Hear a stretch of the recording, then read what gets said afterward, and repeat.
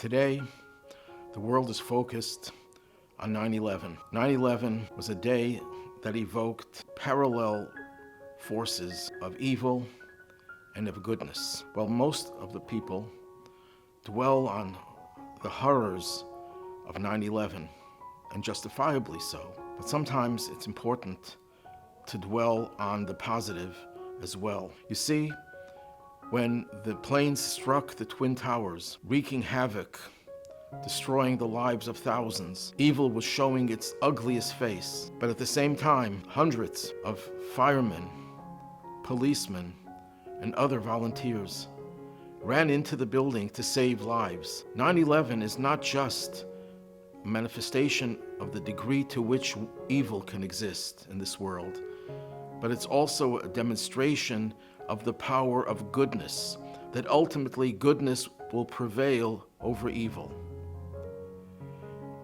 You see, the way Jewish mystical thought, especially in the Hasidic tradition, tries to understand the events of the current day and age, we believe that good and evil were intermingled at the beginning of creation when Adam and Eve partook of the forbidden fruit. And when humanity, and then the Jewish people in particular, observed the divine commandments, they allowed the good to separate from the evil and the evil from the good.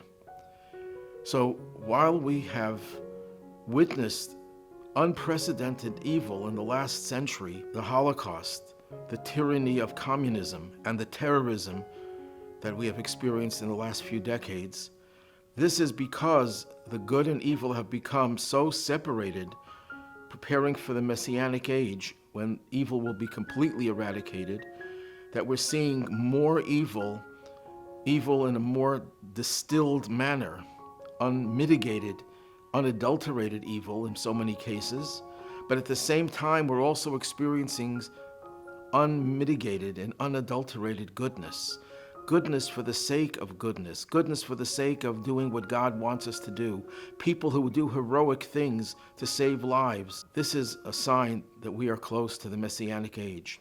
We are now on the verge of a new year. We're going to be celebrating Rosh Hashanah. And on Rosh Hashanah, we have a commandment to sound the shofar, the ram's horn. It's a wake-up call to alert us to the realities of existence today.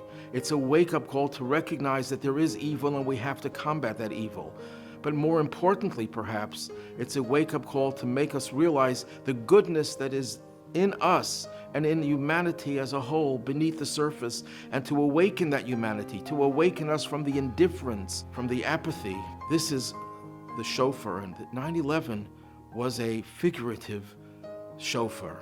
It awakened society to recognize the evil and the good. I'm going to sound the shofar once just to prepare us for the upcoming holiday of Rosh Hashanah, when we will sound the shofar only on the second day, not the first day. Why?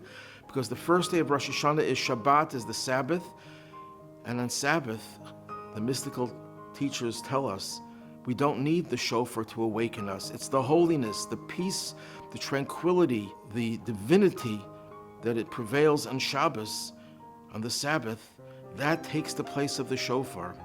The shofar is a sound that awakens us, that jolts us. Sometimes the jolt can come in a peaceful, serene way, and that's what the first day of Rosh Hashanah will be, a Shabbos peaceful awakening, a portent, a preparation for the Messianic age, when we won't need the shofar blast to awaken us, to jolt us. But since the Torah commands us to blow the shofar, we will be blowing the shofar on the second day of Rosh Hashanah.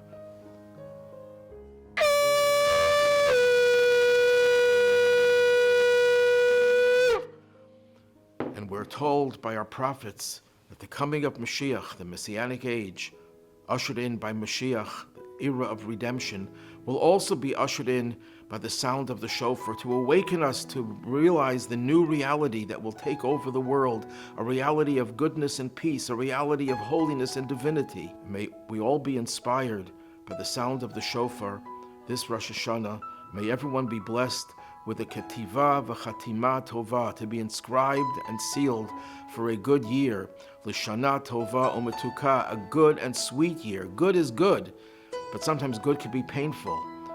Some things that are good for us may be painful. We ask God, therefore, not just a good year, but a sweet year. And the sweetest year that we can possibly have will be a year of redemption.